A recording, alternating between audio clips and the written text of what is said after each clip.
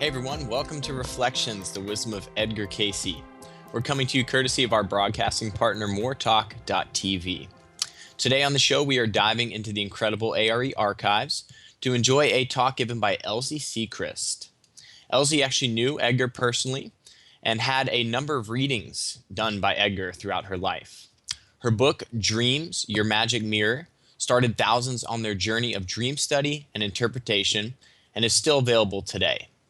It's based on more than 20 years of research, and it provides compelling evidence of the importance of dreams and symbols in everyone's life. She is also the author of Meditation, Gateway to Light, which is a comprehensive guide to meditation and how to interpret and work with dreams that result from meditation. This is a personal favorite book of mine, and it's a great introduction for anyone on how to begin working with meditation in your life. I hope everyone enjoys our lecture from Elsie Sechrist. Everyday way, you and I could be healers or destroyers. And Bill and I try to remember this, and Bill has, and those of you who know Bill know that he has an especially wonderful sense of humor.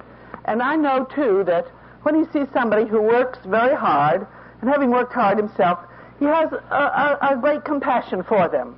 And so one day, a hot summer's day, he was coming back from the mailbox, and we have quite a little walk from our mailbox to our home, and he passed a man who was working in the yard, a black man who was working for our neighbors at the time, digging on this very, very hot day.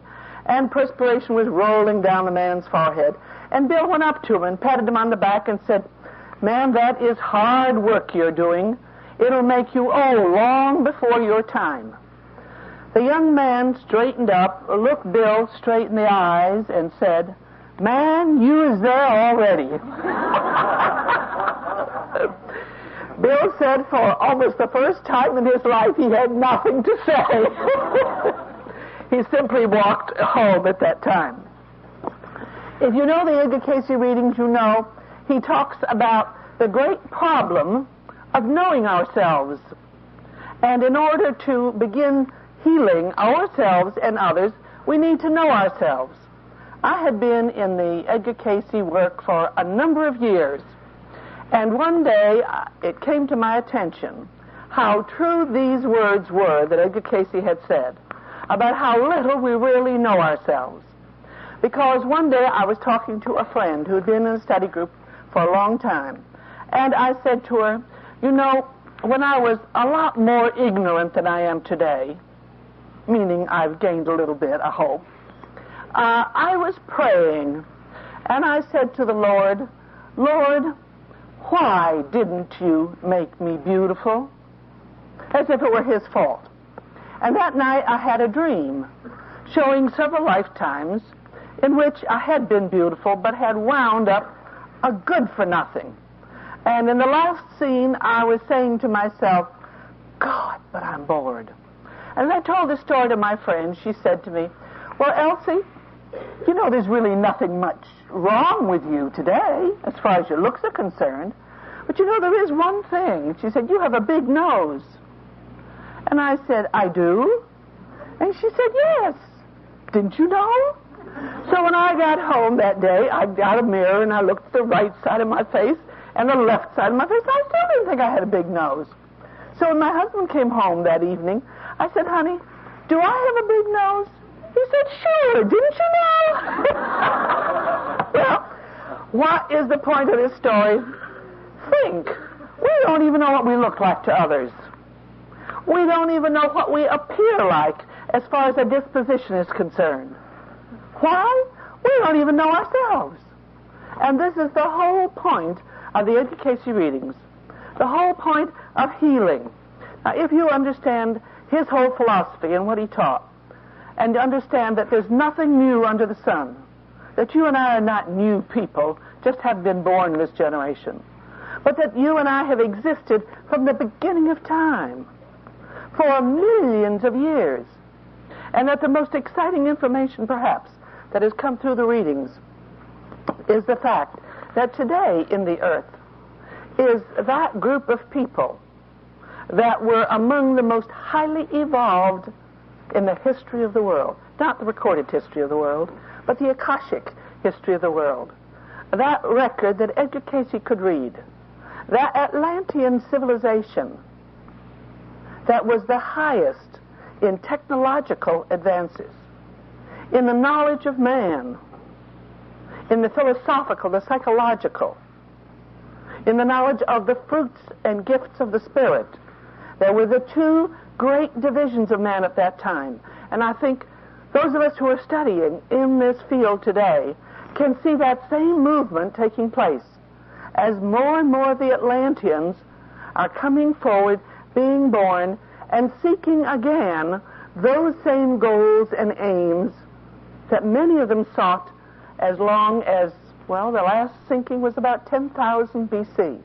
But for 200,000 years, that civilization existed.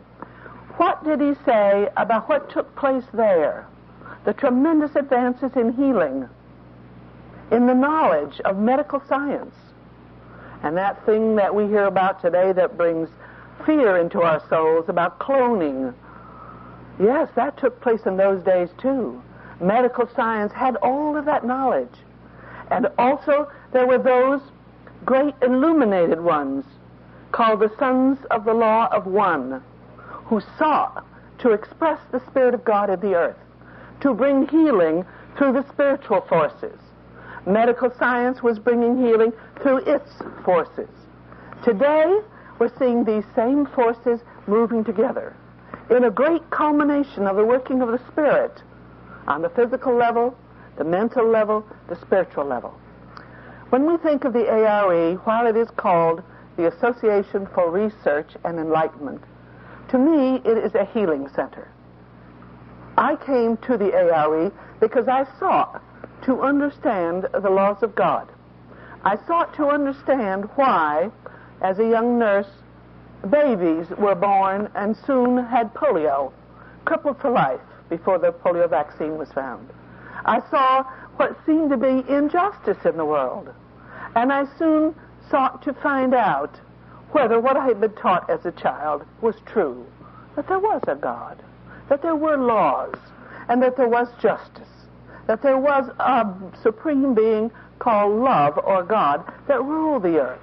Well, then how can we understand it unless we begin to work in the field of healing to see if all of those laws that we have read about, whether in the history of religion, whether in the research of the Edgar Cayce readings, whether through our own research and information that has come through dreams and visions.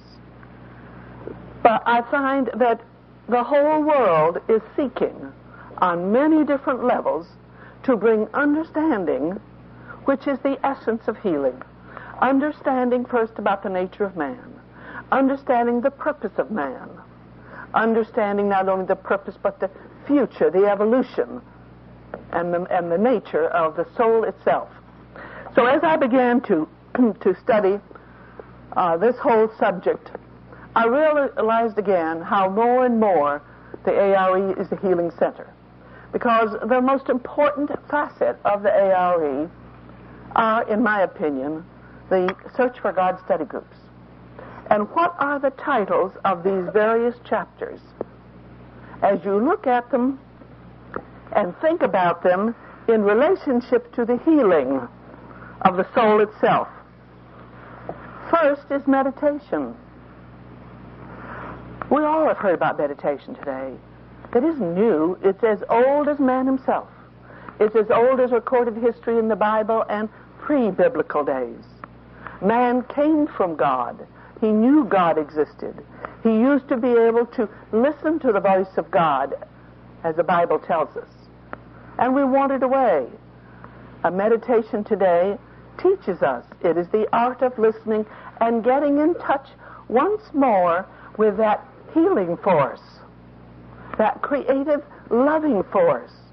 For when we are in touch with love, we are a healer in whatever we do, in the words we say, in the acts of our daily going about. So meditation is the key to tuning in to the healing forces so that we may be channels of this great healing force, so that this divine who does all of the healing because the divine is perfection itself, begins to move through us more freely on the physical, on the mental, on the spiritual level. And how do we begin this? Every experience for every soul, as I understand the Cayce readings, is for a healing experience as we come into the earth. A healing of the soul, the spirit, the mind, the body, through our relationships one with another, but through a closer adherence to the divine laws that are written and stamped upon every single soul. Once we open these doors, as a result of prayer and meditation, and looking at our dreams, and listening to the still small voice, all that was written into the heart and mind and soul of man from the beginning of time makes itself apparent in our dreams, in our consciousness. And so we are told at the beginning, in the very first part of A Search for God, cooperation with where we are. And you know, in spite of what we know goes on in the lives of some people today, according to the Edgar Cayce readings, every soul that is alive, that is living, is growing spiritually. When you think of the mafia and activities of this nature, you wonder, how can there be growth? But you and I do not understand the whole picture. Edgar Cayce pointed out that when the soul reaches a place where it is no longer gaining lessons of any kind, it is taken from this earth plane.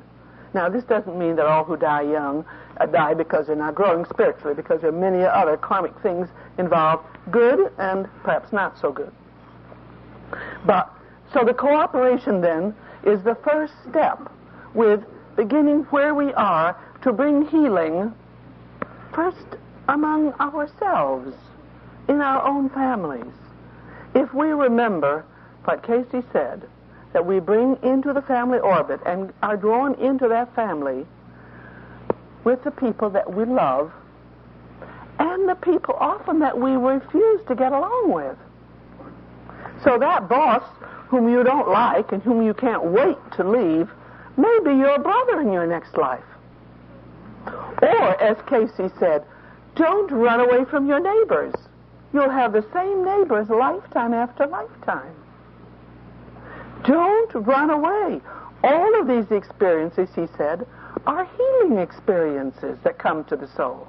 And so every place that you and I stand, every experience that we have is a holy experience if we look on it as an opportunity to heal a situation.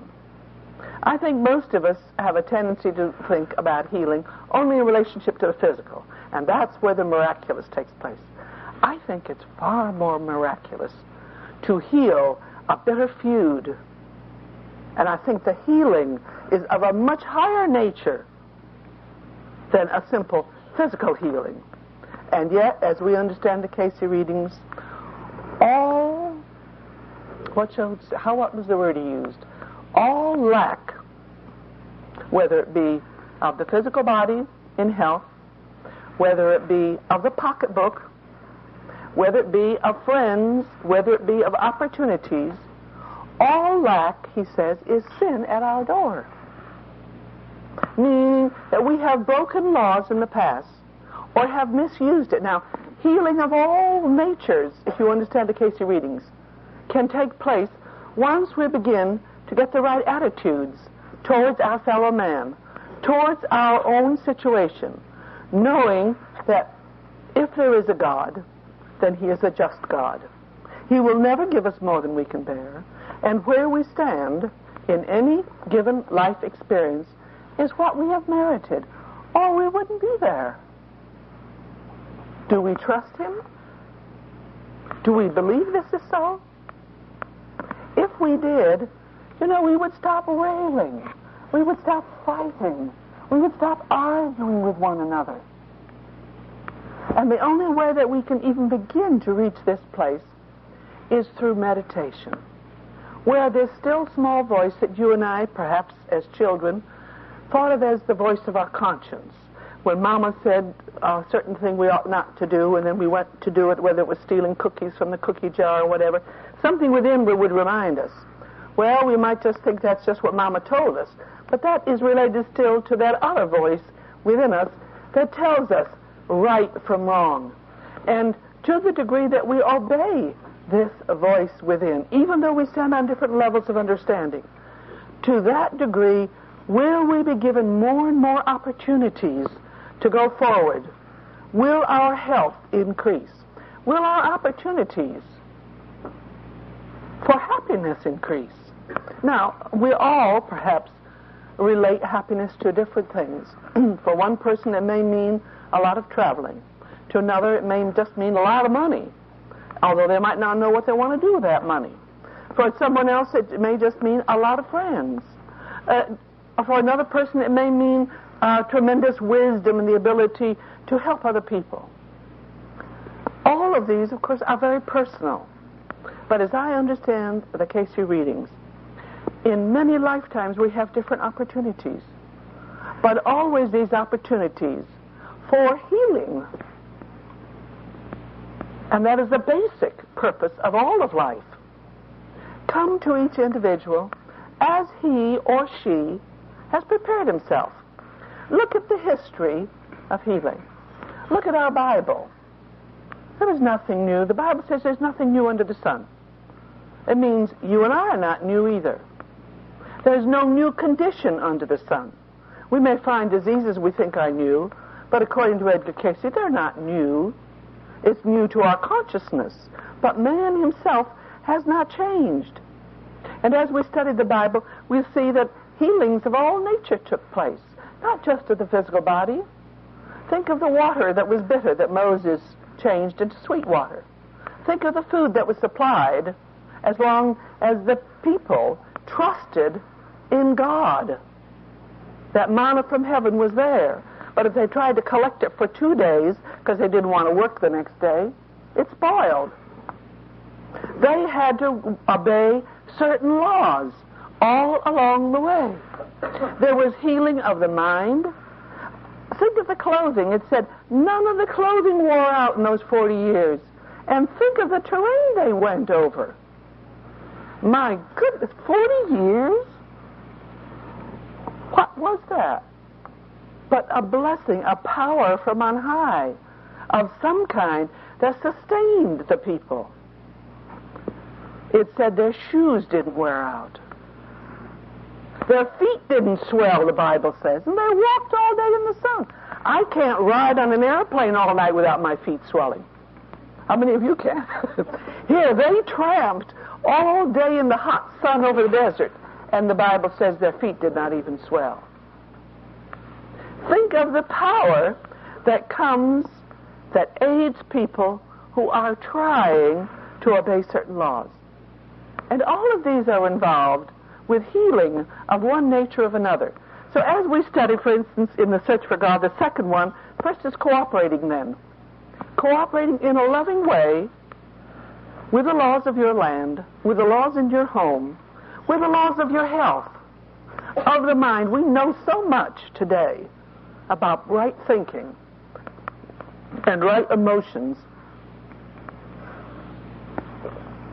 And those of us who are, how many of you are in the ARE and study group work here?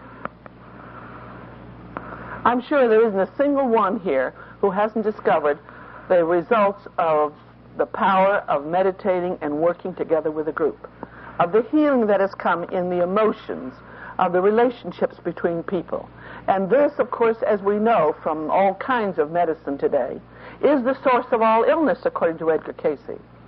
A breaking of spiritual laws of some kind, whether it be that I crave too much candy, whether it be that I work too hard.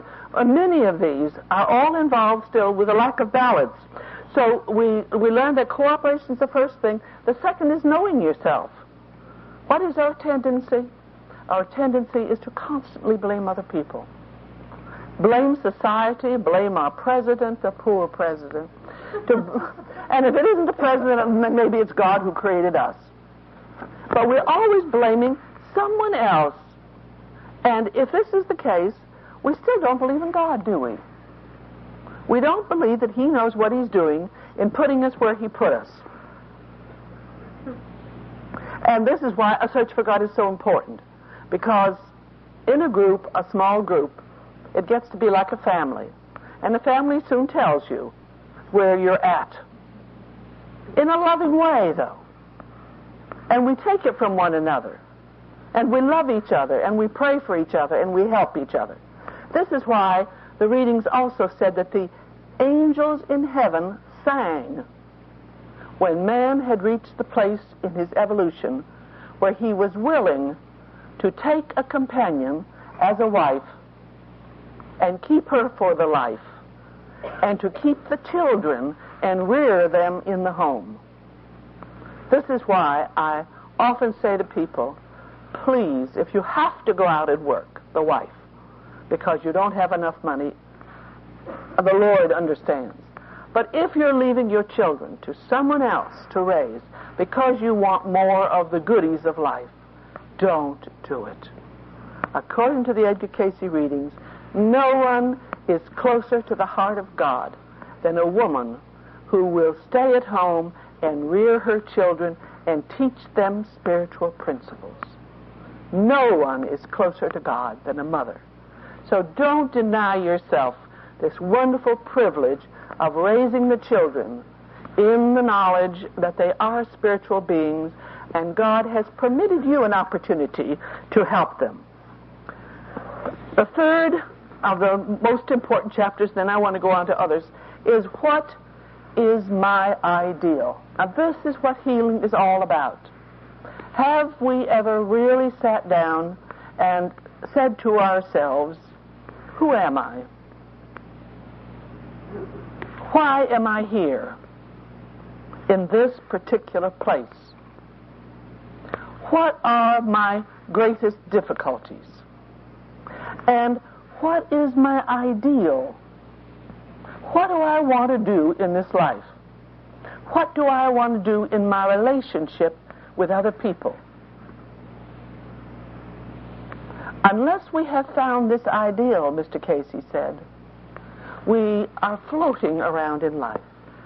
We really don't know where we are headed. That the ideal must be the pervading principle in our life, which will guide us as to what we do and why we do it on the mental, the physical, and spiritual plane. Now, all of you know who have read the Cayce readings that the soul is comprised of mind, will, and spirit. These three things are in operation all the time, every day. The mind we understand. The will, well, until I got into the ARE, I didn't know I had a will. I didn't know that this was a building block of God. I didn't know that this was a great gift of God to you and me.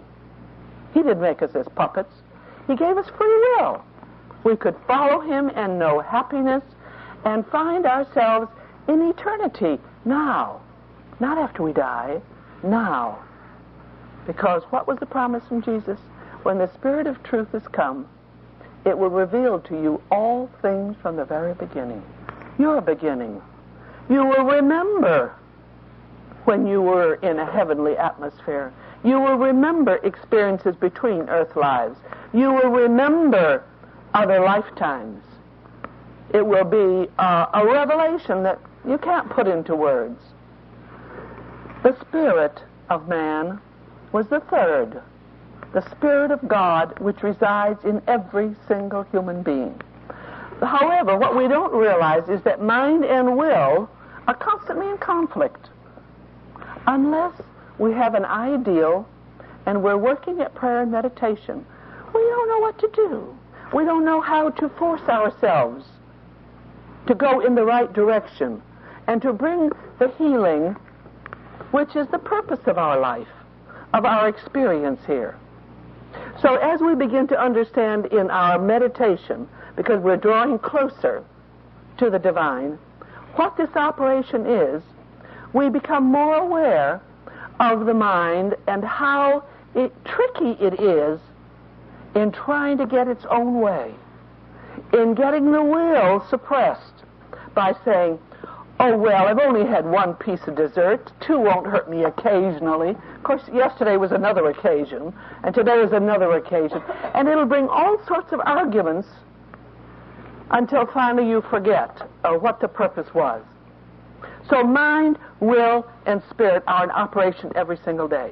And every day we are healing ourselves, our relationship to others, the whole world, or we're destroying it. You know, Edgar Cayce said each one of us is as a cell in the body of God. I cannot even hurt myself without hurting a portion of all of humanity. I cannot, and this is why Edgar Cayce said, it is a sin to think evil of yourself. So we are all equal, and whatever we do, we affect one another. I shared this with some audiences, but let me share it with you again, with some of you who may not have heard it, because it was only through this experience that I appreciated this oneness of all of humanity. Bill and I were in California when the announcement came over a loudspeaker that Mahatma Gandhi had just been assassinated. Well, I had always looked up to this man as one of our greatest spiritual leaders of the time. And at the moment that that news flashed into my consciousness and I became aware of what it was, I saw within myself a light go out. And I immediately realized the significance of it. That this man, who in my opinion was a great light to the world, as he died, every one of us in the world had a little less light.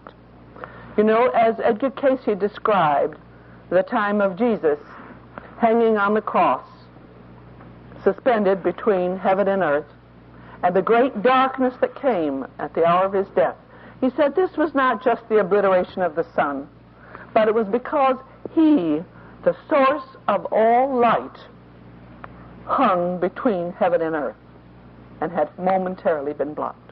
And the whole world was put in darkness.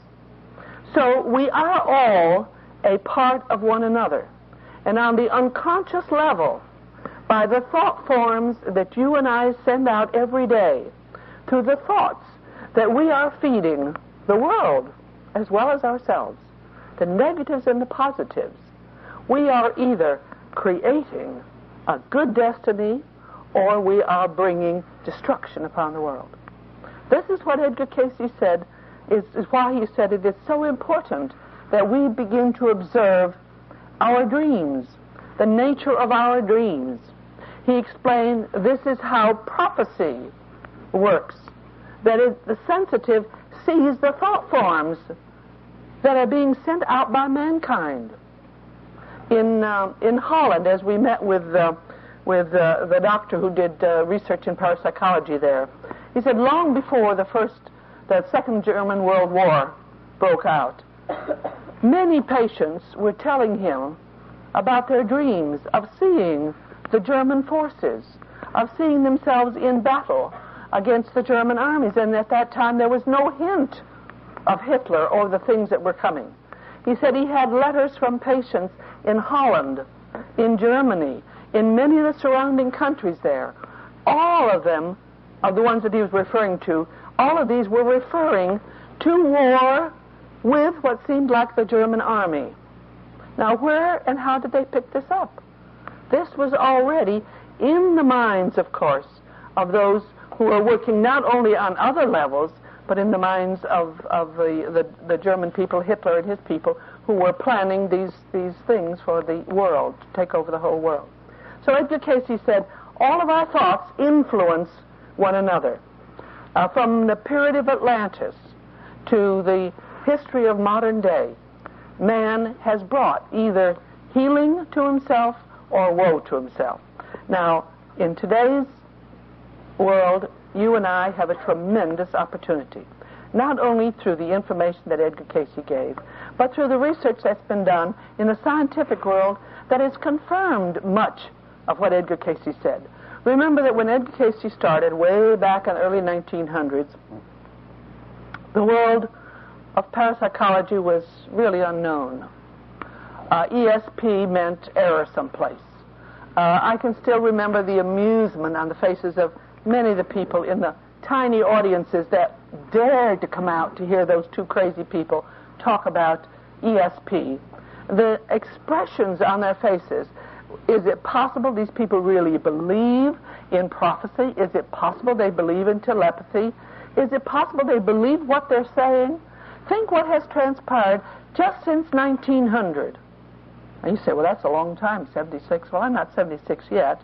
But in the essence of millions of years of time, it's very little time of what has happened. Because, again, a fulfillment of what this man Edgar Cayce saw. He saw the Atlanteans coming in, who'd had all of this knowledge. And he said there was going to be a great burst of this knowledge in the field of parapsychology, of healing, of all of these things that are very close to the soul of man.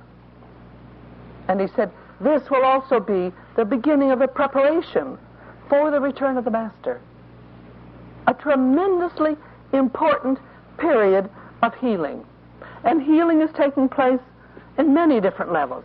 But first of all, the healing that can take place through your own dreams. I want to talk about this for a while.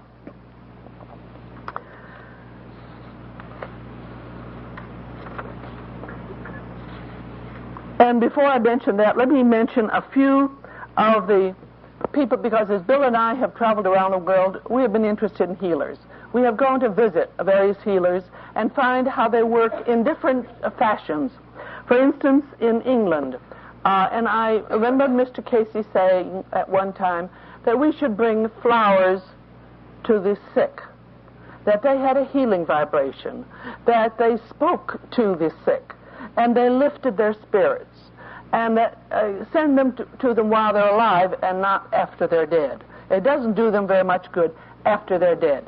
And so as we entered the healing center of this man, Ted Fricker, I was amazed to see the room filled with flowers, beautiful flowers of all kinds. And I asked him why he had so many flowers. He said, they aid me in my healing work. So he had discovered something of the essence there that Edgar Cayce talked about when he said, send flowers to the ill. He was a man that was able to help a lot of people. We talked to people in his office there who had said that new bone had grown as a result of devastation from cancer after they had had treatments from Ted Fricker. Bill was tremendously helped by him. He said, as Mr. Cayce said, that the doctors from the other side came and told him what to do and helped him to diagnose illnesses of these patients. Edgar Cayce in a reading was once asked, do doctors on the other side at times help in healing? And Mr. Cayce said, yes, they do. Willie Laponder from South Africa. Bill and I were present at one of our retreats when one of the members of the retreat group had fallen and had a severe cut on her head. Now, we didn't see this, but we heard the report from several people who were there. There was tremendous bleeding from the forehead, and somebody said, call Willie, call Willie. Willie was called. She placed her hand over that, prayed, and the healing stopped. It was such a deep gash and wound in the head, they took her to a hospital. And the doctor at the hospital wanted to know how they stopped the healing. They didn't say, because they didn't know whether he would understand. He said he didn't see how anybody could have stopped that healing the bleeding, without pressure, bandage, or stitches.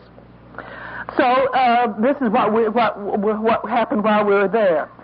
Bill and I, of course, went many, many times to see Catherine Kuhlman. We saw many different types of healing.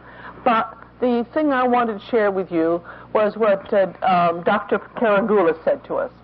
As you know, Dr. Karagula, in her book, spoke about the many sensitives that she worked with, who were able to see the auric body, who were able to see the vibrations of the human flesh itself. And she said that she took one of them with her one day when she was sitting on the platform observing the work of Catherine Kuhlman. And she said, at the time, and if you remember, Catherine would get the audience to sing, raise the vibrations, the emotions of the people. And then she would say that the Holy Spirit had just entered the hall. Well, the doctor said that, as Catherine said, that the Holy Spirit had just entered the hall, that her sensitive said that the body of Catherine Kuhlman disappeared completely in a blaze of white light. And then out of that white light, sparks flew to different people in the audience, and these were the people that were healed during those sessions. I thought this was an amazing account of a sensitive who could see what took place at this healing session. All of us know who have studied healing, whether it was Edgar Cayce's healing or someone else's, that all healing comes from within. It is the divine that does the healing. Whether we use medicine, whether we use a knife, whether it's a touch, a kind word, these are just instruments or like batteries that recharge and allow the healing process from within to take place. No one heals another person, said Edgar Cayce. All we are able to do is to stimulate and awaken the divine within that person which does the healing. And so what Dr. Caragula's sensitive saw seems to verify what Edgar Cayce said happened in healing. Bill and I talked to a police captain in Houston, Texas, whose body was riddled with cancer. He'd had a lot of surgery and nothing seemed to stop it. He heard about Catherine Kuhlman. He thought, oh, well, I don't believe in it, but after all, maybe, just maybe. And the reason I bring this up is because of our experiences at Lourdes. He said he went and he saw people in such pitiful conditions that he said he was ashamed to pray for himself. He saw people suffering what he thought was in agony, real agony, that he couldn't think about himself. And as Catherine Kuhlman reached that place where she said the Holy Spirit had entered, he said, I began to pray for these other people that I saw that were in such desperate straits. You know what happened? He was healed. Now, he was not only healed of his cancer, but we met with him and his wife, several years later. And she told us in privacy when he was out of the room, she said, you know, the reason his healing has remained is because he was healed in his character as well. She said he had the foulest mouth that you ever heard on a man. He was a whiskey-drinking, cigar-smoking, cigar-chewing policeman, the toughest you ever saw. She said, he is a saint now. She said, I keep looking at him, and I can't believe this is the same man that I married. Now, it has stayed with him. This healing has lasted. And the last report we heard was that he was going around giving a report of his own healing. And that as people came up to him to shake hands with him, guess what happened? The same thing happened that happened when they touched Catherine Kuhlman. They fell over, and some were healed. Because he has completely changed his whole attitude towards life. Now, this we know from studying the life of Jesus. When he healed them, he said, go and sin no more, lest something more evil befall you. Or take up your bed and walk. It depends on what the sin was, whether it was a sin of omission, something they failed to do, like that man who just lay in his bed year after year, hoping somebody would come up and put him into the water. Jesus said, get up, take your bed up and walk. Or another said, go show yourself to the priest for your confessions. So it may be the sin of omission or the sin of commission. And all of you who have studied the readings know that Cayce said that the sin of commission are the things we have done that we need to undo or make reparation for. The sins of omission are the things we have refused to do, that we must learn to do sometime in some lifetime. And so it is for us to decide, you know, what it is if we are ill. Is it an omission or is it a commission? And our dreams will tell us as we ask. I remember that in many of our retreats, one of the homeworks we give to the people is, tonight before you go to sleep, ask, what is my greatest failure? You'll be told. In some of these journeys, psychological journeys that we take, where you meet the master and you ask him questions, people have had tremendous experiences. While we were in Ireland one day, after an experience like this, where we had suggested that they meet the Holy One. If they were Christian, it would probably be Jesus. If it was a Mohammedan, probably Mohammed. It didn't matter who is your religious leader in your own heart and mind. And this girl was crying so hard after the beating that nobody disturbed her, and it wasn't for days that she said anything about it. And then later on she came and she told us what had happened. It was a great healing for this girl. She said she met the Master, and she said to him, "What is my greatest fault?" I bring this up because you and I can ask this if we're really serious and have a healing. And the Master said to her, "Self. Why don't you give up self and come on home with me?" And she said all of her resistance towards organized religion, towards all kinds of religion which had been pounded into her as a young Irish lass, was dissolved. And she realized for the first time what the essence of real religion was really about.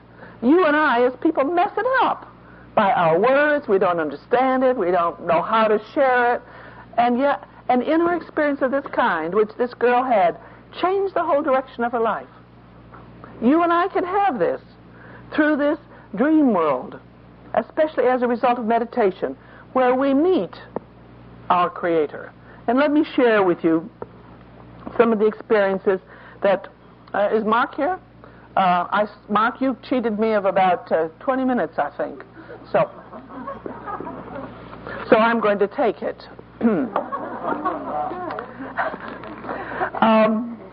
We talked to the doctor at Lourdes and asked him about the many healings. Now, if you have been there, you know what a beautiful, beautiful atmosphere it is. He said there were healings, actually, of all kinds that had taken place, of all religions. He said it didn't matter what their religion was. And I said, "Well, is faith necessary?" And he said, "No." And I said, "Why do you say that?" And he said, "Because little babies in the arms of their mothers are healed." Well, I didn't argue with him, but I remembered what the Bible said, that the Master said to Jesus, "You don't even have to come to my house to heal my servant. Just say the word." Because he was the master of his servant, and the healing would take place through him. So I know the healing would take place through the mother who had the faith. And often what we regard as faith isn't faith at all, but it may be hope. I may not have faith, but, maybe there's something to it. And that's all. That's all that's often necessary. We asked him also about how they checked on this. And he said, well, they had to have the healing for 5 years.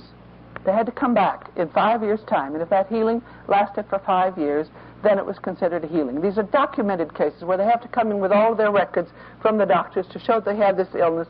And then when the healing takes place, this is what they presented. There was a Protestant doctor, a woman doctor, who went and researched the healings, visited 50 or 60 people who had been healed. She came up with something very amazing and interesting for those of you who believe in reincarnation. She found that healings took place in many different ways. For instance, there were people who were blind who had been healed. Some could see instantly. And when medical check was made, the nerves were still dead, but they were seeing. Then as a medical check took place some years later, the nerves were alive. What were they seeing with? You and I have no explanation. They would be instantly healed without any feeling except they suddenly could see. Another would go through extreme pain at the moment of healing. Excruciating pain. Would this perhaps be involved with the karma? Eyes of the spies, because I belong to a certain tribe, that's what we did to the spies. Not in doing my duty, but I enjoyed doing it. Is it possible that would be my karma then? The pain that I enjoyed inflicting on others, I also would have? That's how I understand it from the Cayce readings. There were some who felt someone lift them up from their bed and stand them on their feet. Others felt like a wind that lifted them. Others felt a massage taking place, if it was the abdomen involved, and then an aid. Others felt, again, that same thing. Some was of a peacefulness and an instantaneous healing. Others of pain involved in it. And I think it was involved with the karma that brought that particular illness to them. In our healing sessions in group work, many of you have heard of the healings that have taken place that we were unaware of at the time. Bill has told this story, so I'm going to steal it from him, about Lydia. Lydia Gray was praying at this particular hour. Some years later, a man rushed up to her and said to her, "You know, you saved my life." And the story that came out was this, that at a particular date, and as she found out, this was a time of a study group, and so it was the time when she was praying, he had been in the service, and he was very, very despondent and was about to commit suicide when he saw her praying, and he felt praying for him.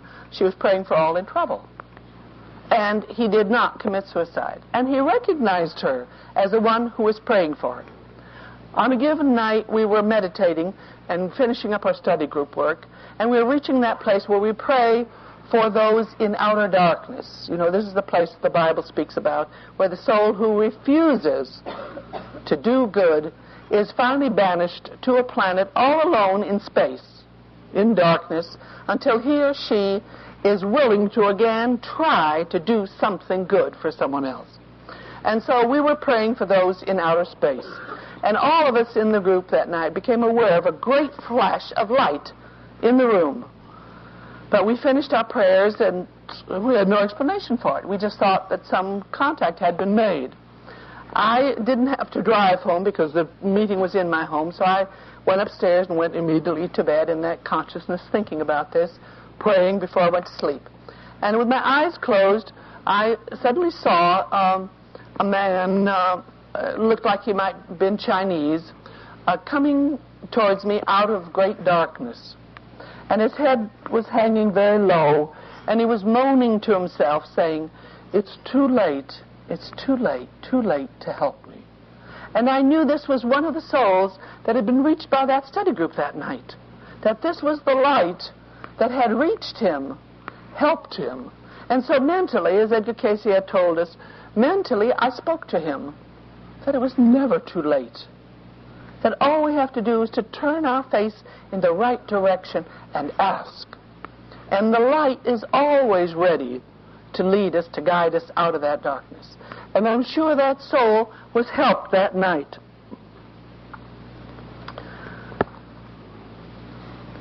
In my own experience, I have come across, because of the work that I'm involved in, come across many people who want to try things for themselves. Now, we always say, well, you know, try it. But there's some things I wish you wouldn't try. And that's like the Ouija board and automatic writing and things of this kind, because I know too many people who've gotten deeply involved and gotten so messed up and so hurt in this that for many of them it takes years and years and years, and some of them never do get their nervous system ever straightened out. Anyway, I had gotten so that I had compassion, a lot of compassion for people like this. And one day I walked into the room where a man was lecturing. I had known him for some time. We were very good friends, and I really adored this person. But I walked in the room and he was speaking, and I suddenly was so irritated. I didn't know what had happened to me. I couldn't stand his voice.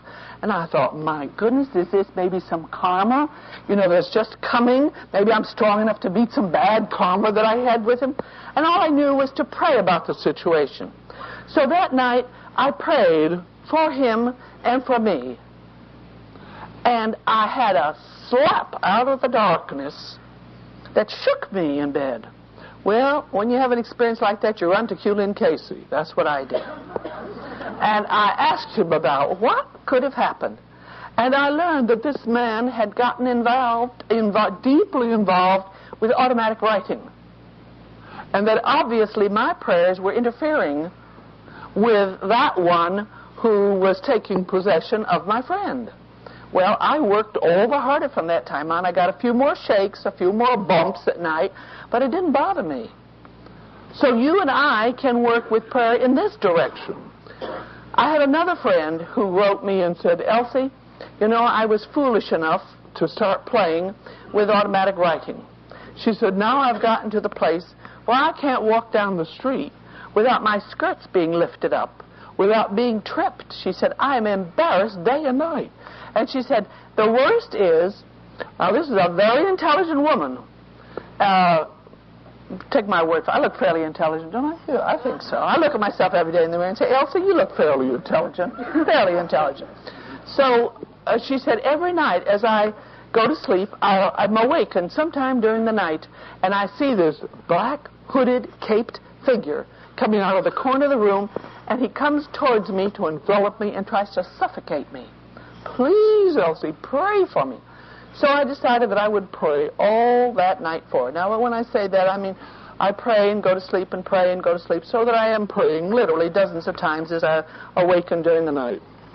So I had been doing this, and that night I saw a face that rose up from the dark, and there was fire all around its head. It was a very handsome black-haired man. And the words came out in fire, beware. And I mean, it said that just like a ghoulish picture, you know. But when you're trying to do the Lord's work, it doesn't frighten you, because you know you've got the protection of the higher forces. And that was all I knew. I noted the date on my calendar. And I had a letter from my friend. And she said on that given night, she gave me the date. She said, you must have been praying for me, Elsie. She said, because, again, I awakened, and I saw this figure coming towards me. And again, he was about to envelop me when you, in a blue body that I could see through, jumped between us. And I haven't had that experience anymore. Now, obviously, I had nothing to do with it from that level. The spiritual forces merely used me, or a picture of me, to do whatever was necessary. So the power of prayer against the evil forces is tremendous. Don't ever be afraid to use that which is good. I remember a minister's wife calling me. She had started with automatic writing. She was possessed. She was terrified. What could she do? I said, pray, first of all, and I will pray with you. So I prayed that night, and I was awakened several times with somebody pummeling me right on my solar plexus. Well, obviously, whenever you're doing that, it's just a sign that you're doing good. So don't be afraid. It means you're interfering. Remember that the light always can overcome the darkness later. Okay? All right. Now, time. There's no such thing as time, is there? Now let me share just some very quick things with you. The dreams. If there is anything, I have to get this in a capsule.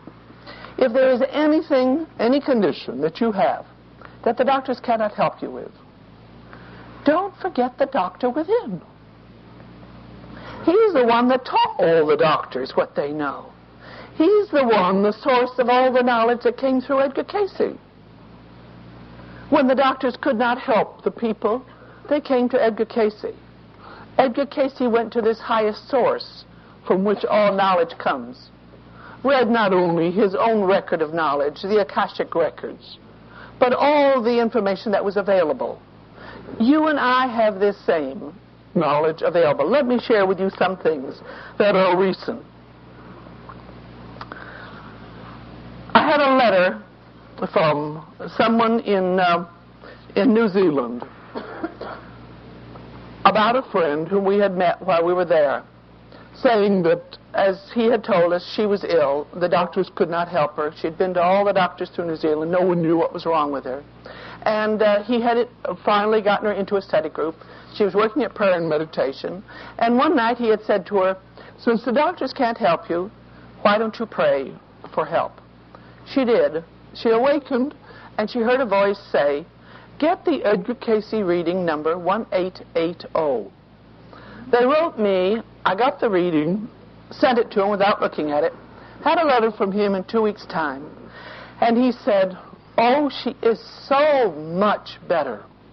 But the reading started out with Edgar Cayce saying in the first sentence, and something she doesn't understand, that the cause of this illness is mercury poisoning due to mercury in some of the medications that she was taking.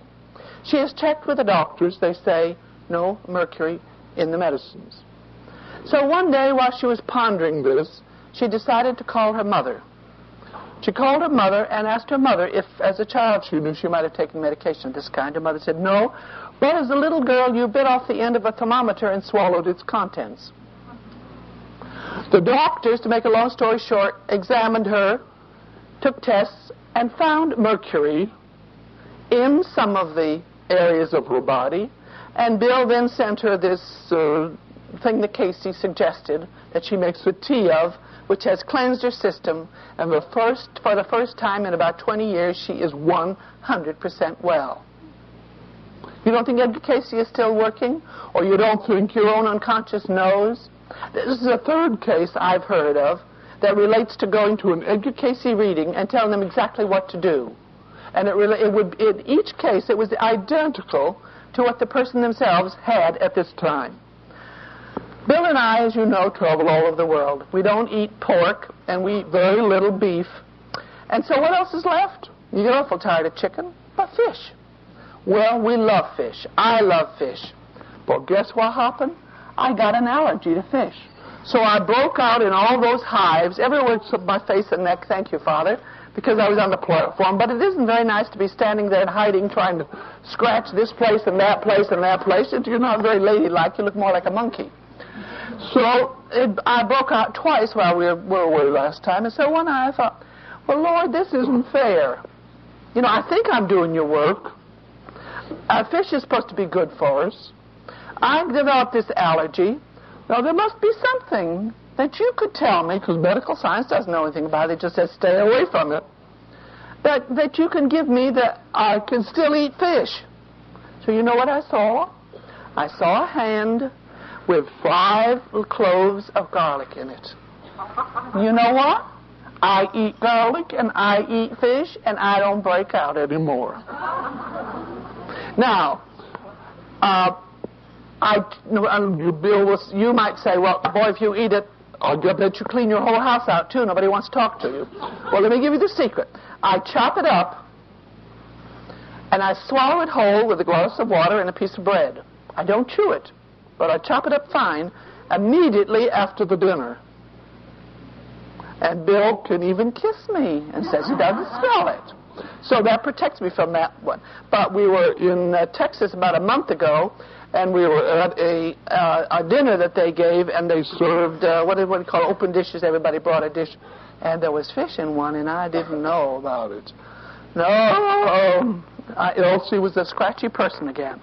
But anyway, if you have a problem, pray about it and ask. A person suffering from glaucoma had been to the doctor, had his regular checkup. It was about 2 or 3 weeks later, and he had a dream in which he saw his eyes, the pupil of his eyes, all swollen, and he heard a voice say, it comes early in the morning. And then he saw someone putting a drop of liquid, 1 drop in each eye. Well, the man called me about it, and I said, well, obviously it's saying that something has suddenly gone wrong. He said, well, I was just there about 2 weeks ago, and the pressure in my eyes is fine. I said, it's telling you something is wrong. Go back. Make an appointment and go back. And I said, also tell your doctor about your dream. He said, oh, he'll think I'm crazy. I said, so? Aren't we all a little crazy occasionally? But we'll be able to show them, you know, that dreams are important. And I have a lot of them working on this right now. So anyway, he went to the doctor, and guess what? The pressure was way up. It was 140. Now, that's high. And what did the doctor say? The pressure goes up towards morning, the wee hours of the morning. And what did he do? He gave him something to take 1 drop in each eye at night before retiring. Exactly as the dream had shown him. Now, real damage could have been done to this man's eyes had he not obeyed that dream with the pressure going higher and higher. He was under stress, business stress, and that apparently had something to do with it also.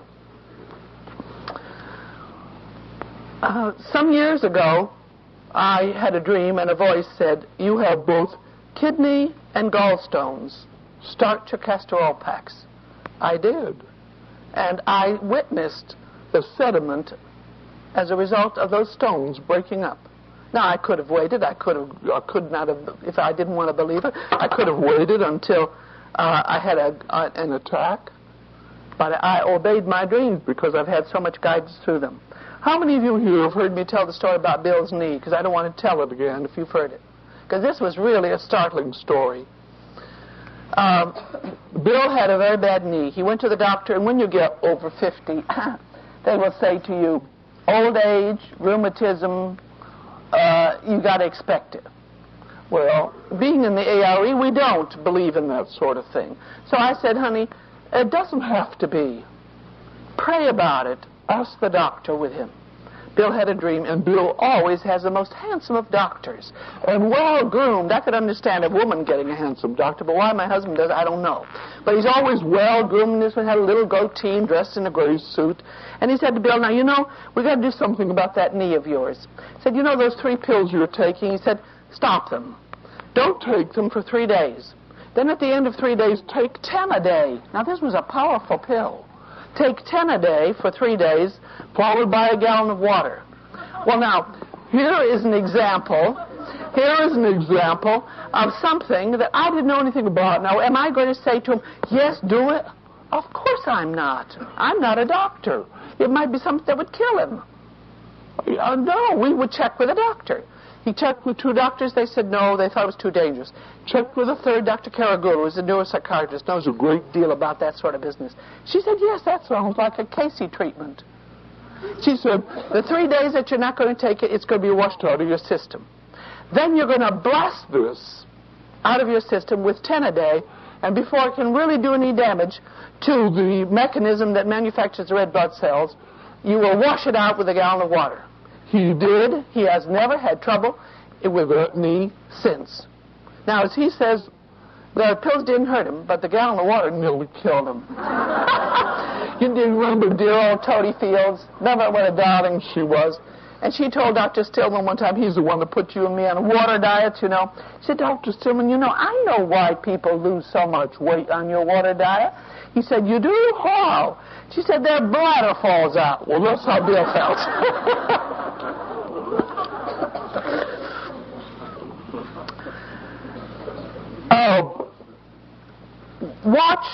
Watch any condition that you have that the doctor can't heal. Pray about it. Put your pad and pencil by your bedside and ask for guidance. I've got a whole page full here of experiences. Let me give you another example of how God works with us in our dreams. This friend of mine in Houston is working very hard for a PhD. She's got a whole family to take care of. Her husband was sick, her son was sick, and she was driven almost mad at exam time, trying to study, trying to take care of the house, trying to do a lot of things. She did the best she could, and she just prayed and went to sleep. That night, guess what she dreamed? The exact questions in her exam papers. She got up, awakened early enough to look up exactly those and got almost 100% in her test. But you might think that's cheating. I don't call it cheating. I call that cooperation of the Spirit. I remember some years ago when I'd just gotten into the work, I had a terrible case of bursitis. Nothing the doctors could do helped. I prayed about it. I had a dream. In the dream, I saw a doctor putting something into the bursal with a needle and saw X-ray. I called a friend of mine who was a doctor, and I asked him if he knew anything about that. He said, you know, I just read about that. It's a new treatment. Let me call a friend and see if I can find somebody who's doing it. They found somebody and cured my bursitis. I didn't do it. The Lord did it. A minister who needed money to build a church, he prayed about it. He dreamed to go to a certain place and buy a lottery ticket. The color of the lottery ticket was shown him in the dream. He did. He won $167,000 to rebuild his church. What are your problems? If it is a righteous thing, do not fail to ask the divine within. You have the greatest of all healers, the greatest source of all knowledge lying within yourself. For you and I are a part of the divine. Thank you.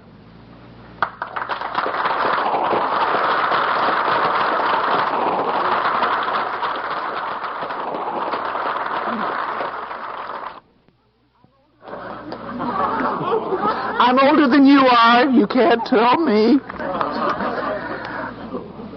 I wanted to share with you what I feel to really be a very important event in our lives.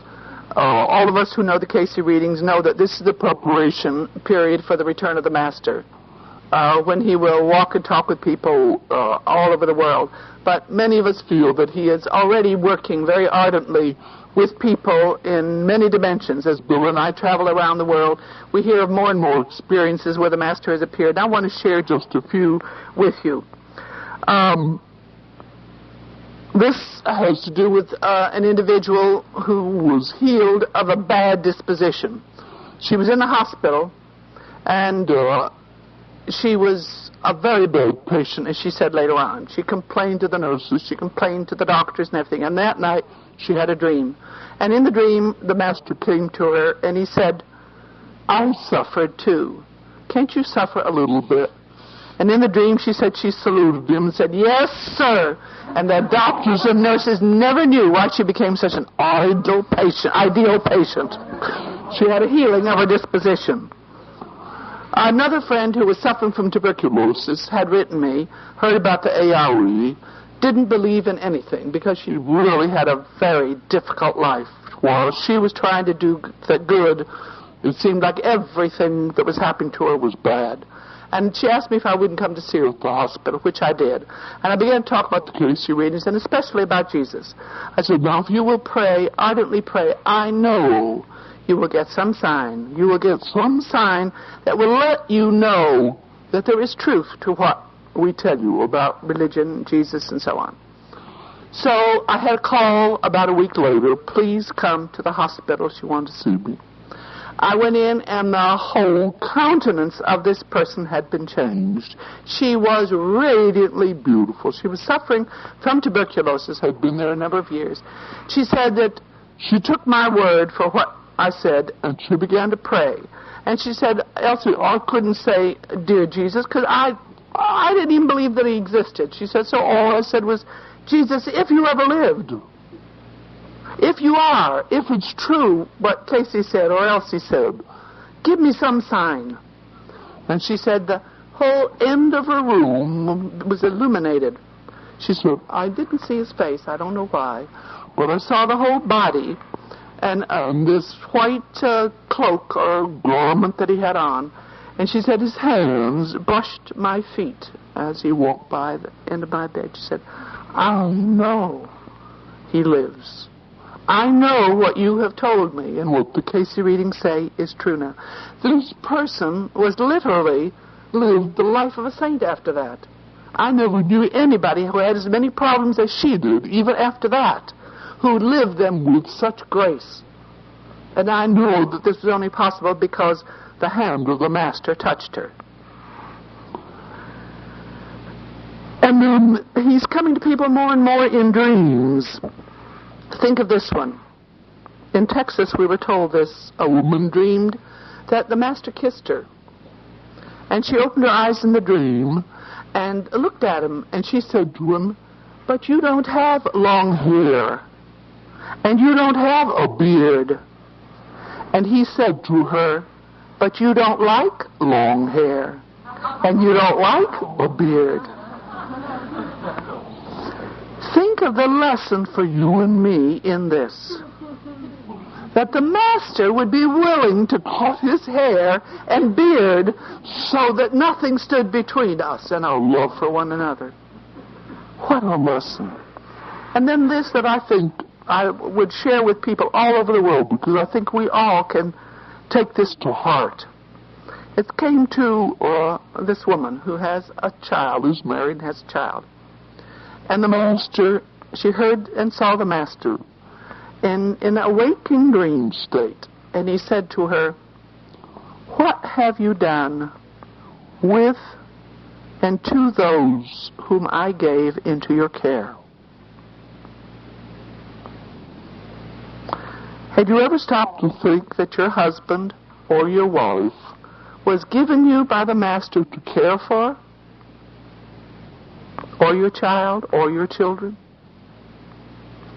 I think it puts an entirely different point of view on this subject when we look at the opportunities, let's say, that we sometimes have in marriage, that the Master sent this one to us to care for, to love, and to help.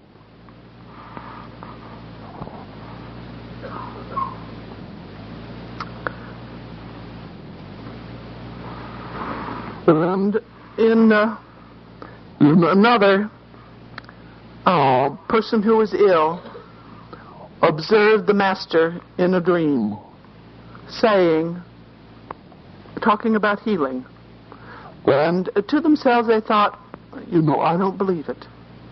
And the Master turned around to this man in the dream and looked at him and said, if it were not so, I would have told you. That man was healed. I was present in a room one night during a meditation period. A person was present who had been very ill the last few days. He had gotten dressed just for the meditation period. He had been running a temperature of 103, 104. During the meditation period, I didn't check with others, but I was aware it seemed to me to be an especially good meditation. That was all that I was aware of. And after the meditation period was over, I was amazed and a bit annoyed to see this person who was supposed to be very, very ill jumping around, getting boxes together, packing books, lifting the boxes. And I went over to him and said, you shouldn't be doing this with the fever that you have. You ought to go to bed. And this man just grinned at me and didn't say anything.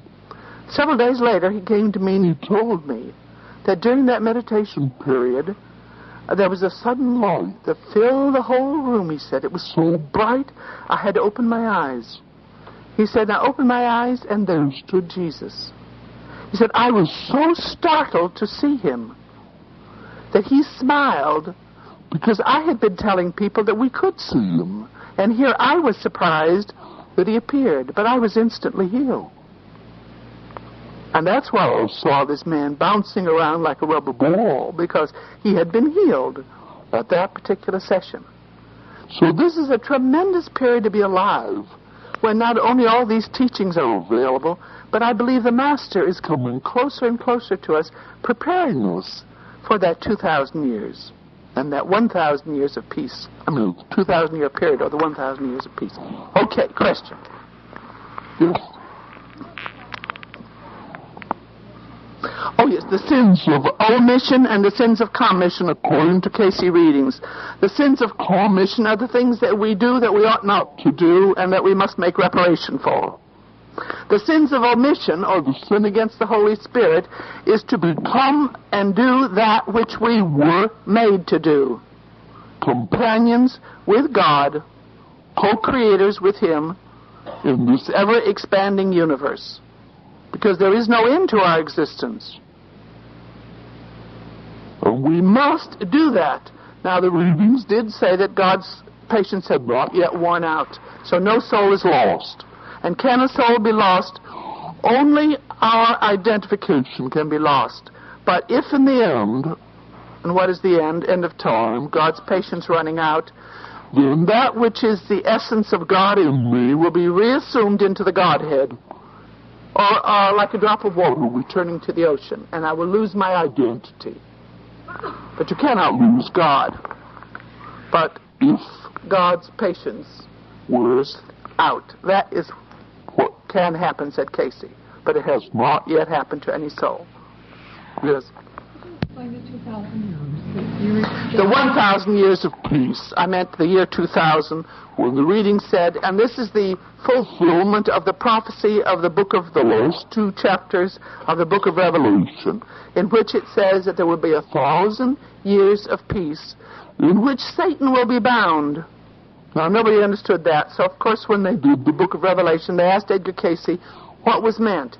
And he said that after the shifting of the poles, which would be finished by 1998, it's sort of a gradual and then a completion by 98, that the Master will return sometime after the year 2000. And only those souls will be permitted to be born into the earth who are seeking to do the right thing.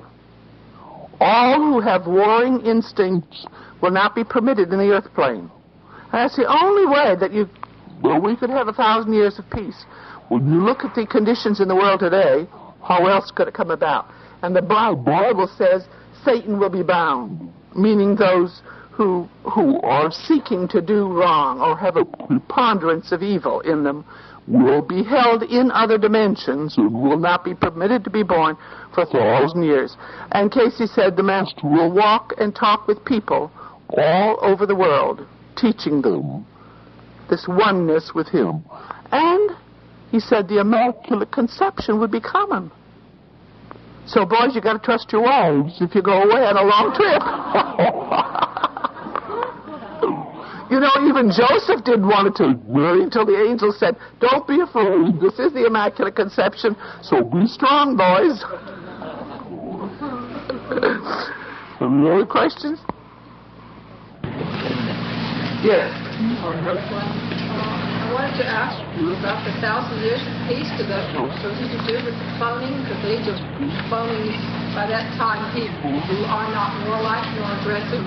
Now, the question here was, did this have anything to do with cloning? No, according to Edgar Cayce. If the shifting of the poles will be by the year 2000, I don't think we're going to get a chance to do much of that.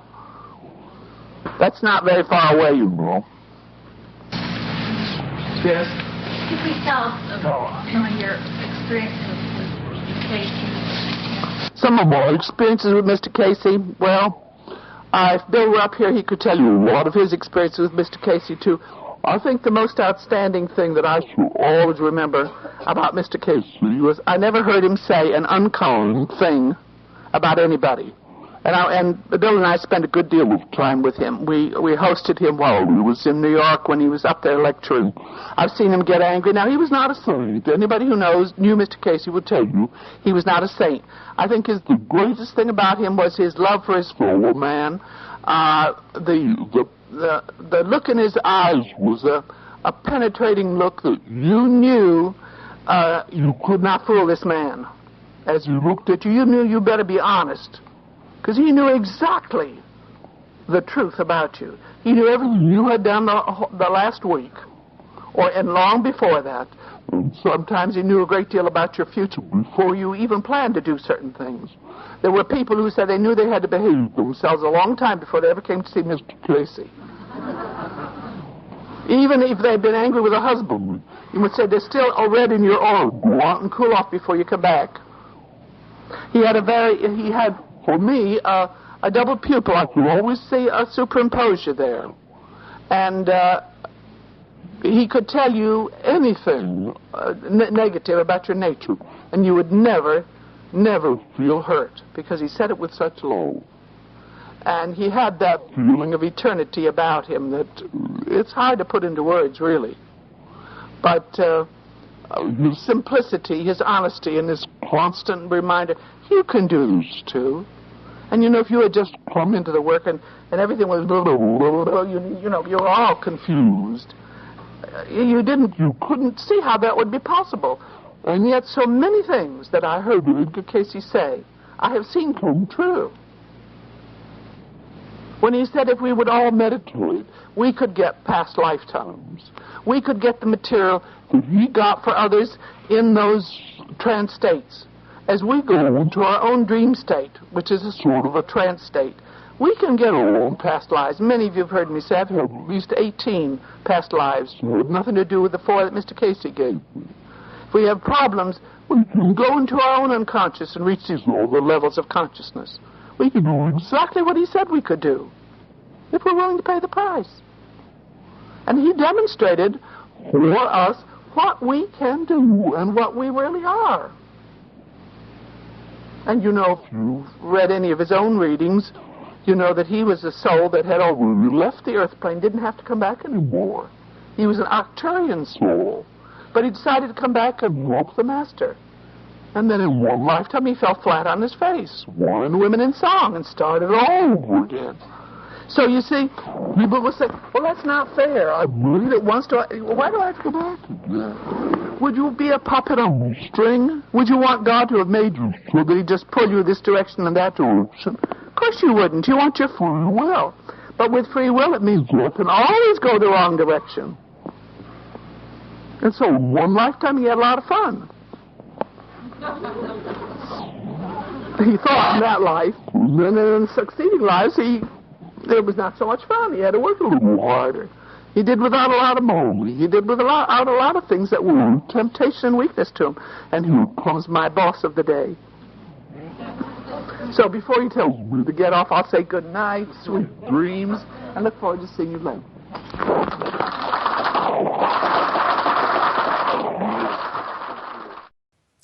I hope everyone enjoyed our presentation today from Elsie Sechrist. Her books, Dreams Your Magic Mirror and Meditation, Gateway to Light, are available online at arecatalog.com. On behalf of everyone here at the Association for Research and Enlightenment, and of course moretalk.tv, I'm your host Brenton Bickerstaff, encouraging you to stay strong on your path and always remember to lift the spirits of all those around you. Thanks so much for tuning in to Reflections, and I will see you next week.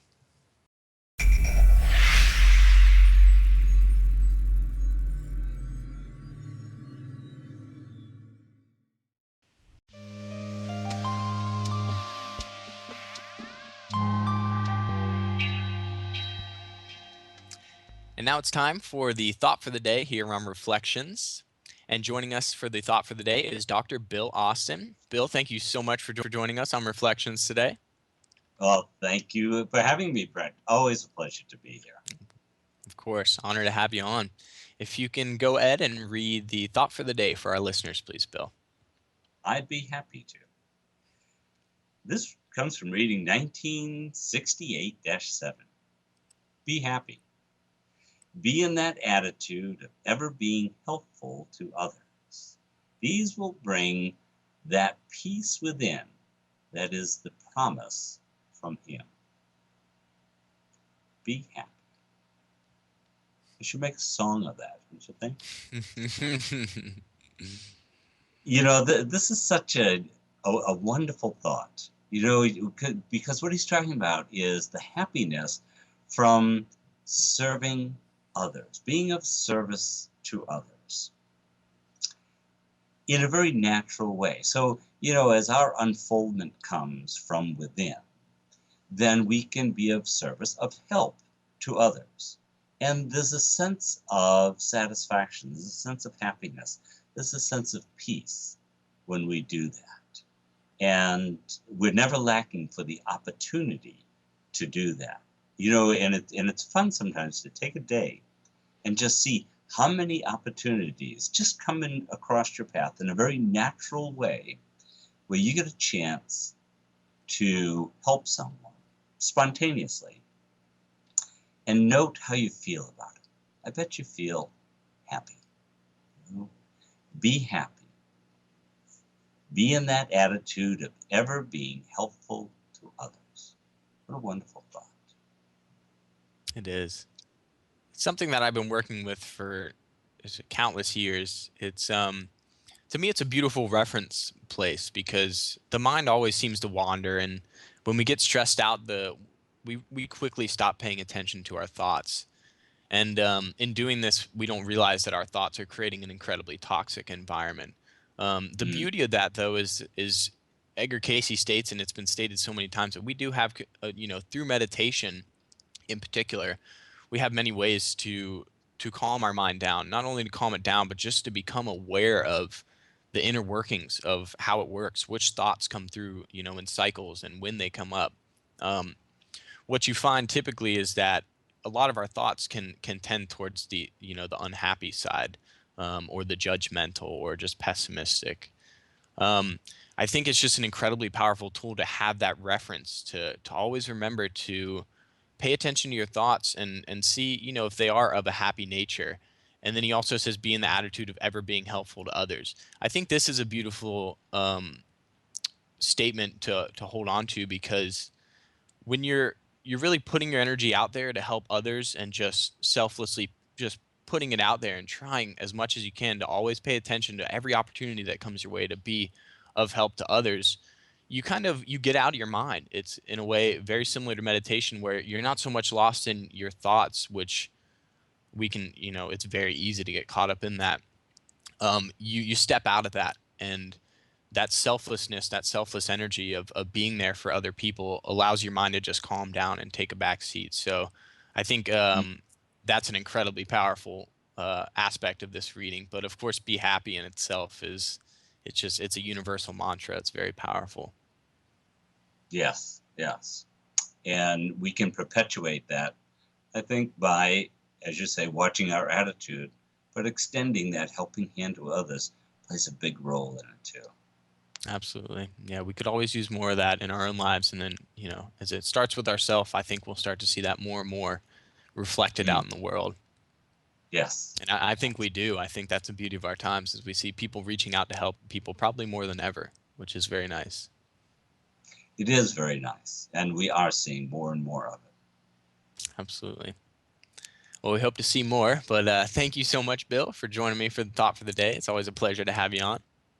Thank you, Brent. Always a pleasure to be here. Have a great day. Absolutely. Thank you. You too. I'll see you next week. I look forward to it.